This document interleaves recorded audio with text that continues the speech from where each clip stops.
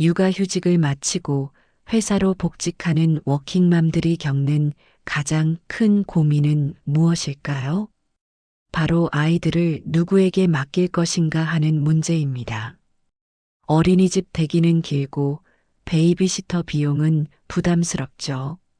그래서 많은 가정에서 선택하는 것이 바로 친정엄마나 시어머니의 도움입니다.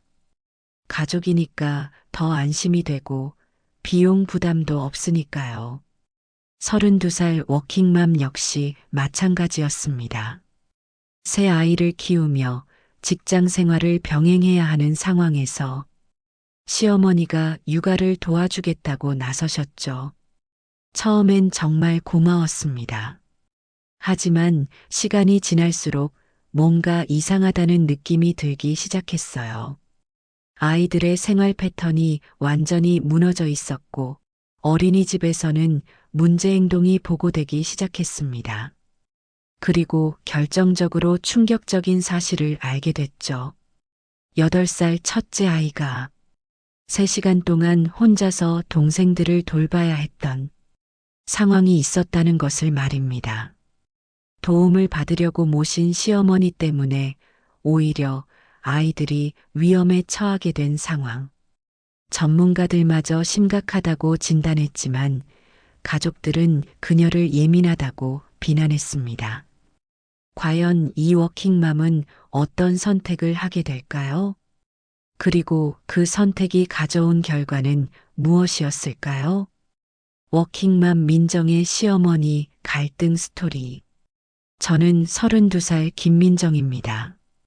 육아휴직을 마치고 회사에 복직한 지 이제 6개월이 됐습니다. 새 아이를 키우면서 일을 병행한다는 것이 얼마나 힘든지 몸소 느끼고 있었죠.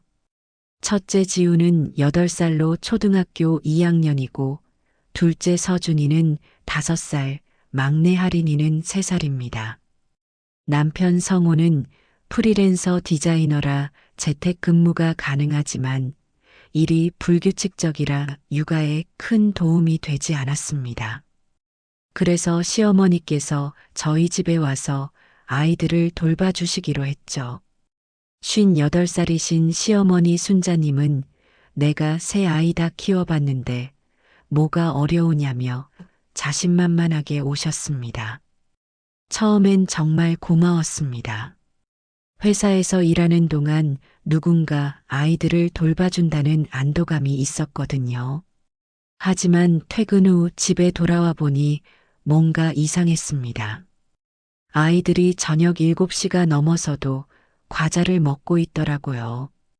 어머님, 아이들이 저녁 먹기 전에 과자를 너무 많이 먹으면 밥을 안 먹지 않을까요? 그랬더니 시어머니는 웃으시며 말씀하셨습니다. 애들이 배고프다니까 줬지. 요즘 애들은 참을성이 없어서 안 주면 울고불고 난리야. TV는 아침부터 저녁까지 계속 켜져 있었습니다. 만화부터 시작해서 오락 프로그램까지 가리지 않고 틀어놓으셨더라고요. 아이들은 TV 앞에 바짝 붙어서 눈이 빨갛게 충혈될 때까지 보고 있었습니다. 지우야, 너무 가까이서 보면 눈이 나빠져. 뒤로 좀 물러나라. 제가 말하자 지우가 대답했습니다. 할머니가 가까이서 봐도 된다고 했는데요. 그 순간 가슴이 답답해졌습니다. 분명 도움을 받으려고 모셨는데 오히려 더 복잡해진 기분이었습니다. 아이들의 생활 패턴이 완전히 무너져 있었거든요. 밤 9시가 넘어도 아이들이 잠들 생각을 하지 않더라고요. 평소 같으면 8시에는 잠자리에 들어야 하는데 TV 때문에 너무 흥분한 상태였습니다. 특히 막내 할인이는 TV를 끄려고 하면 바닥에 드러누워 떼를 쓰기 시작했죠. 다음 날도 마찬가지였습니다. 회사에서 돌아오니 아이들이 또 TV 앞에 모여 앉아 있었어요. 이번엔 라면을 먹고 있더라고요. 그것도 매운 라면을 말입니다. 어머님, 아이들한테 매운 라면을 주셨어요? 애들이 먹고 싶다고 하니까 끓여줬지. 라면 정도는 괜찮아. 하지만 3살인 할인이가 매운 라면을 먹으며 눈물을 흘리고 있었습니다. 그래도 맛있다며 계속 먹더라고요. 아이들 위에 좋지 않을 것 같아 걱정됐지만 시어머니 앞에서 직접적으로 말하기는 어려웠습니다. 저녁을 차려놓고 아이들을 불러도 아무도 오지 않았습니다. 라면을 먹어서 배가 부르다는 거예요. 정성스럽게 준비한 저녁이 그대로 남게 됐죠. 밤이 되어서야 TV를 끄려고 했습니다. 이제 잘 시간이니까 TV 꺼야 된다. 그러자 아이들이 일제히 반발했습니다. 할머니가 더 봐도 된다고 했어요. 조금만 더요. 시어머니께서 옆에서 말씀하셨습니다. 애들이 좋아하는데 왜 끄려고 그래? 조금 더 봐도 되잖아. 어머님, 아이들이 너무 늦게 자면 내일 어린이집 가기 힘들어요. 요즘 애들은 다 늦게 자고 늦게 일어나. 내 친구들, 손주들도 다 그래. 결국 그날 밤도 아이들은 10시가 넘어서야 잠들었습니다. 다음날 아침에 깨우기가 너무 힘들었어요. 특히 서준이는 일어나지 않겠다고 울면서 떼를 썼습니다. 어린이집에 늦게 데려다 주게 됐고 선생님께 죄송하다는 말씀을 드려야 했죠. 이런 일들이 계속 반복되면서 저는 점점 스트레스를 받기 시작했습니다. 어린이집 담임 선생님께서 상담을 요청하셨습니다. 어머님, 요즘 서준이가 수업 시간에 집중을 잘 못하고 자꾸 졸려해요. 혹시 집에서 늦게 주무시나요? 죄송합니다. 요즘 생활 패턴이 좀 흐트러져서요. 그리고 할인이는 또래 친구들과 어울리는 것을 어려워하는 것 같아요. 혼자서만 노는 경우가 많고요. 선생님의 말씀을 듣고 나니 정말 심각하다는 생각이 들었습니다. 집에서는 몰랐던 아이들의 문제점들이 어린이집에서는 그대로 드러나고 있었던 거죠. 선생님께서 육아 상담센터를 추천해 주셨습니다. 전문가와 상담을 받아보시는 것을 권해드려요. 아이들의 발달과 가정 환경에 대해 객관적인 평가를 받으실 수 있을 거예요. 처음엔 상담을 받는다는 것이 부담스러웠습니다. 마치 제가 엄마로서 실격이라는 판정을 받는 것 같은 기분이었거든요. 하지만 아이들을 위해서라면 받아봐야겠다는 생각이 들었습니다. 상담센터에 전화를 걸어 예약을 잡았습니다. 상담사님께서 먼저 가정 환경에 대해 자세히 물어보셨어요. 하루 일과가 어떻게 되시는지 말씀해 주세요. 저는 아침 8시에 출근해서 오후 6시에 퇴근합니다. 그 시간 동안은 시어머님께서 아이들을 돌봐주세요. 시어머님과 육아 방식에 대해 의견 차이는 없으신가요? 그 질문을 듣는 순간 할 말이 너무 많았습니다. 하지만 가족 간의 일을 남에게 털어놓는다는 것이 쉽지 않더라고요. 조금 다른 부분들이 있긴 합니다. 상담사님은 다음 주에 아이들과 함께 와서 놀이평가를 받아보자고 하셨습니다. 그리고 가능하면 시어머님도 함께 오시면 좋겠다고 하시더라고요. 상담을 받기 전에 시어머니와 대화를 나누려고 했습니다. 어머님, 상담센터에서 아이들 놀이평가를 받기로 했어요. 어머님도 함께 가주시면 좋겠는데요. 왜 그런 곳에 가려고 해? 애들이 뭐가 문제라고. 문제가 있어서가 아니라 더 좋은 육아를 위해서예요. 그러다가 문득 궁금한 것이 생겼습니다. 제가 회사에 있는 동안 집에서 무슨 일이 일어나는지 정확히 알고 싶었거든요. 어머님, 혹시 제가 없는 동안 특별한 일은 없었나요? 시어머니께서 잠시 멈칫하시더니 말씀하셨습니다. 특별한 일이라니. 그냥 애들이랑 놀고 밥 주고 그런 거지. 하지만 며칠 후 충격적인 사실을 알게 됐습니다. 이웃집 아주머니께서 저에게 조심스럽게 말씀해 주신 거예요. 민정아, 지난주에 할인이가 계단에서 굴러떨어지는 걸 봤는데 괜찮아? 네. 언제요? 저는 처음 듣는데요. 어머님이 빨래를 널러 옥상에 올라가신 사이에 할인이가 혼자 계단을 오르내리다가 넘어졌어. 많이 울더라고. 집에 와서 시어머니께 물어봤습니다. 어머님, 할인이가 계단에서 넘어진 적이 있나요? 아, 그거 별거 아니야. 애들이 넘어지는 거는 일상이잖아. 조금 넘어진 것 가지고 뭘 그렇게 호들갑을. 그런데 할인이의 무릎에는 아직도 상처 자국이 남아 있었습니다. 병원에 데려가지도 않으셨던 거죠. 더 충격적인 것은 서준이의 손등에 있는 화상 자국이었습니다. 서준아, 손이 왜 이래?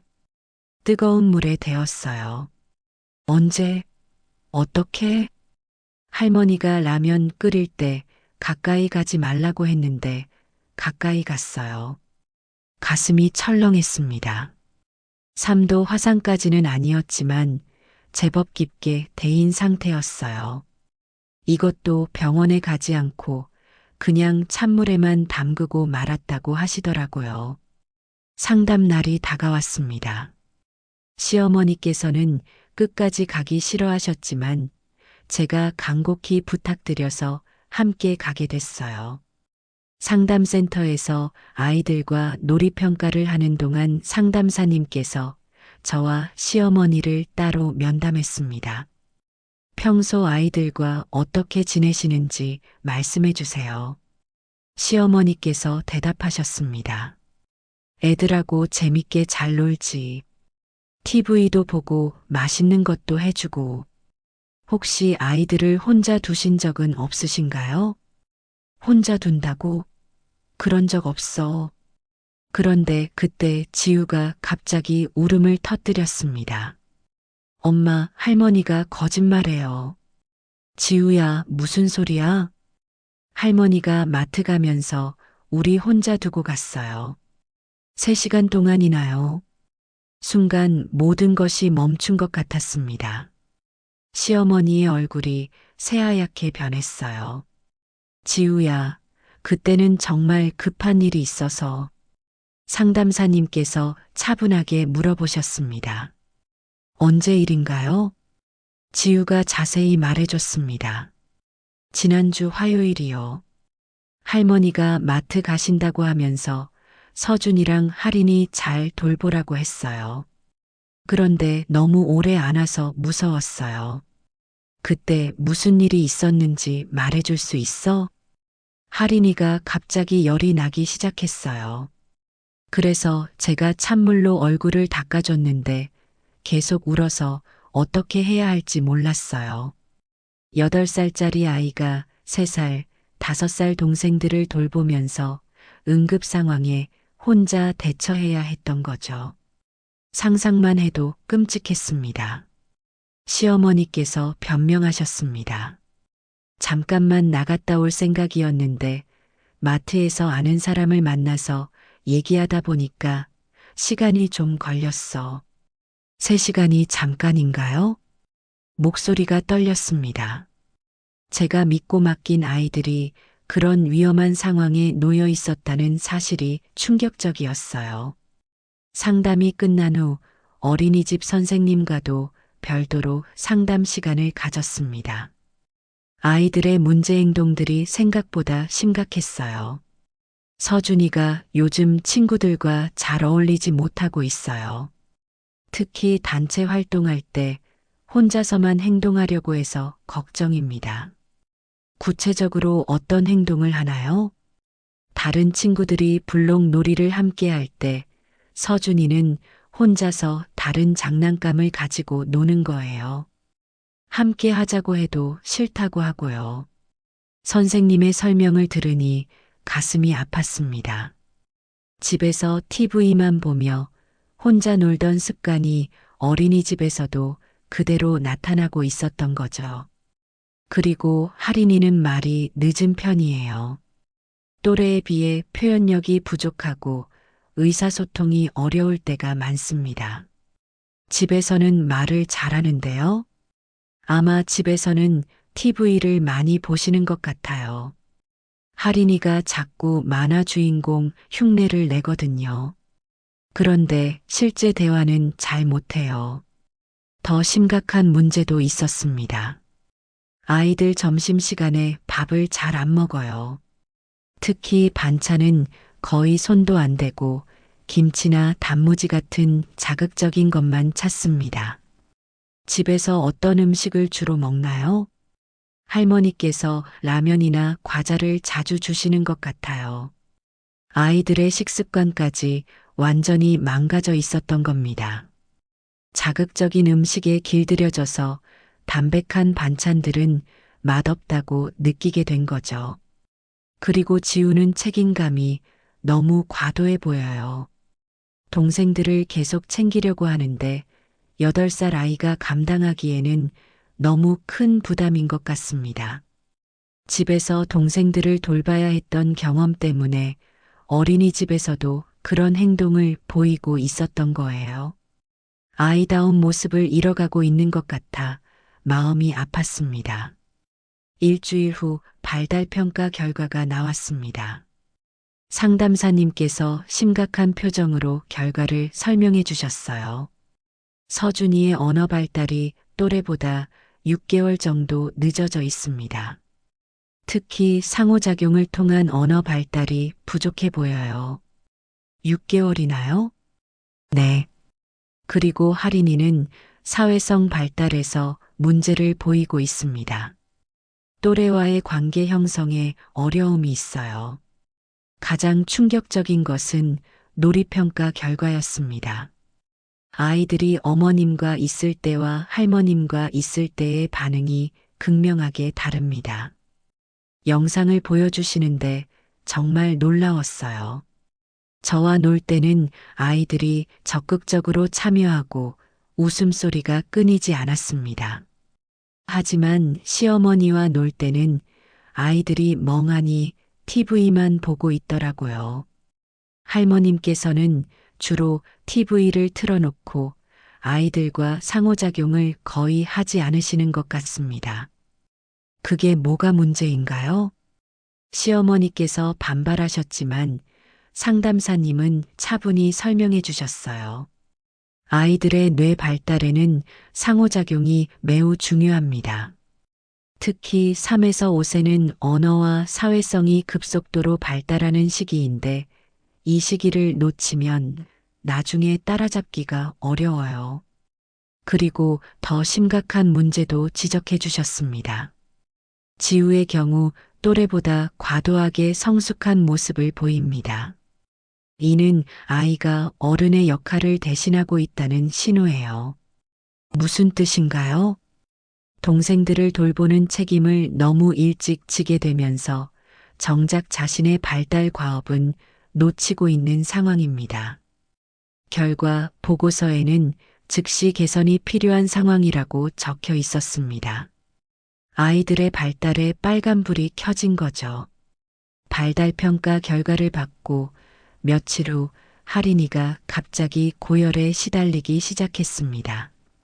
아침에 39도가 넘는 열이 났는데 시어머니께서는 여전히 병원에 가기를 거부하셨어요.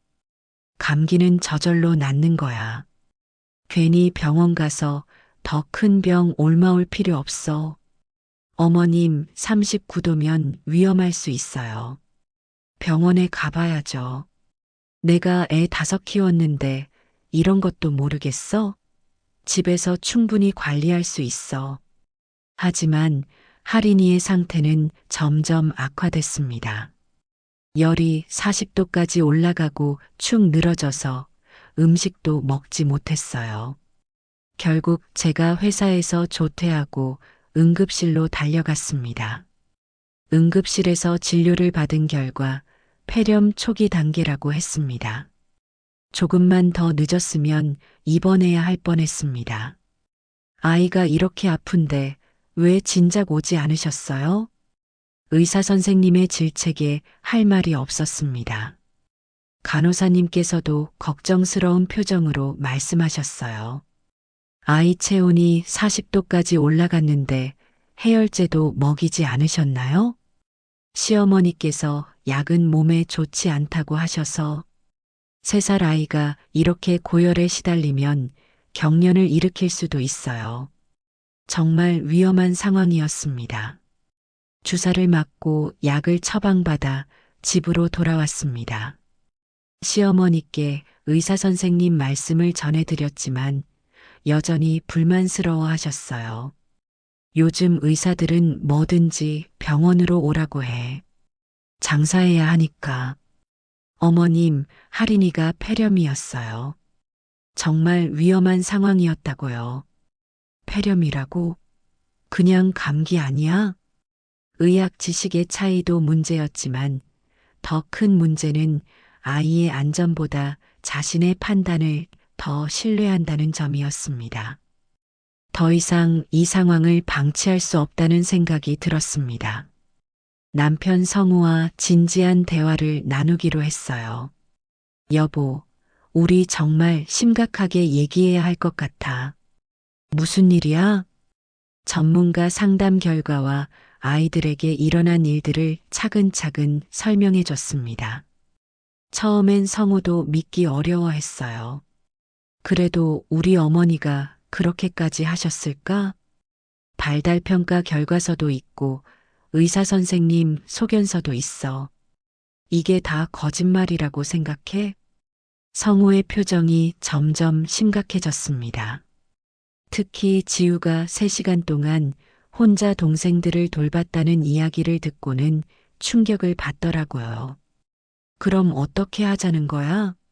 어머니한테 나가시라고 할 수는 없잖아. 나가시라는 게 아니라 육아 방식을 바꿔달라고 말씀드리는 거야. 가족회의를 열기로 했습니다.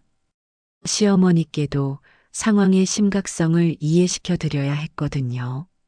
어머님, 전문가들이 아이들 상태가 심각하다고 하는데 육아 방식을 조금 바꿔보면 어떨까요? 뭘 바꾸라는 거야? 내가 잘못한 게 뭐가 있어? TV 시간을 줄이고 아이들과 대화를 더 많이 해주시면 좋겠어요. TV 보는 게 뭐가 나빠? 요즘 애들은 다 TV 보면서 크는데. 성우도 어머니 편을 들었습니다. 민정아, 어머니가 도와주시는 것만으로도 고마운 거 아니야? 너무 예민하게 구는 것 같은데. 그 순간 정말 화가 났습니다. 예민한 게 아니라 우리 아이들이 문제가 생기고 있다고. 전문가 말도 안 믿을 거야? 전문가 보고서를 다시 보여주면서 하나하나 설명했습니다. 그제야 성우도 상황의 심각성을 깨달았어요. 결국 시어머니께서는 서운함을 표하시며 고향으로 돌아가셨습니다. 내가 이렇게 서운한 대접을 받을 줄은 몰랐다. 마음이 편하지는 않았지만 아이들을 위해서는 어쩔 수 없는 선택이었습니다. 전문가의 조언에 따라 새로운 육아 시스템을 만들기 시작했어요. 먼저 TV 시간을 하루 1시간으로 제한했습니다. 처음엔 아이들이 많이 힘들어했지만 대신 함께 책을 읽고 놀이를 하는 시간을 늘렸어요.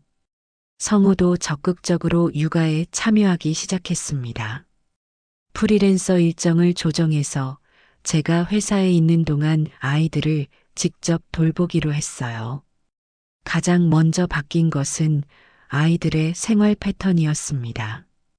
규칙적인 식사 시간과 수면 시간을 만들어주니 아이들이 훨씬 안정적으로 변했어요. 특히 할인이는 밤에 잘 자게 되면서 낮에 더 활발해졌습니다.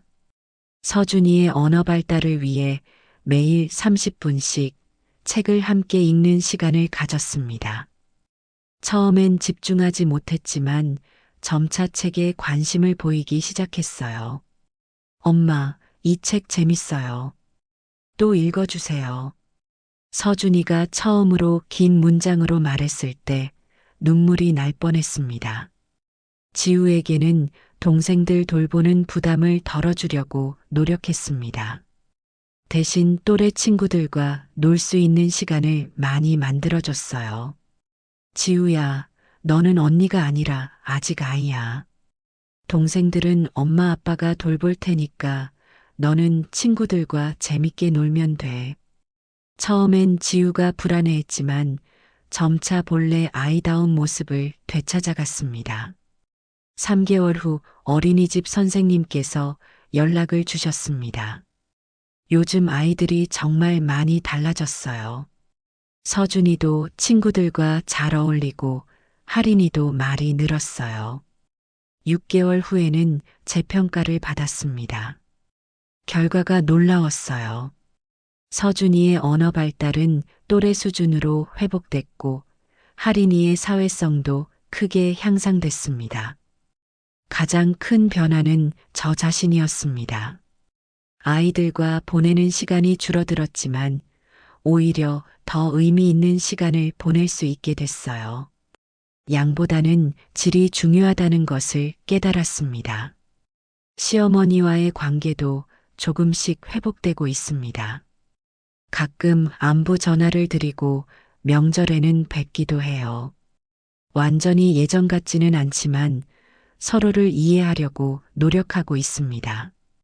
지금 생각해보면 그때의 갈등은 필요한 과정이었던 것 같습니다. 아이들을 정말 사랑한다면 때로는 어려운 결정도 내려야 한다는 것을 배웠거든요. 무엇보다 아이들의 웃음소리가 집안에 가득한 지금이 가장 행복합니다. 진정한 육아는 편한 것이 아니라 아이들에게 정말 필요한 것을 해주는 것이라는 걸 깨달았어요. 모든 부모님들이 저와 같은 어려움을 겪지 않으셨으면 좋겠습니다. 하지만 만약 비슷한 상황에 계신다면 전문가의 도움을 받아보시길 권해드려요. 아이들을 위한 용기 있는 선택이 필요한 순간이 있습니다. 이 이야기가 마음에 드신다면 구독과 좋아요 부탁드립니다. 여러분의 관심이 더 많은 사연을 나눌 수 있는 힘이 됩니다. 다음에도 공감되는 이야기로 찾아뵙겠습니다. 감사합니다.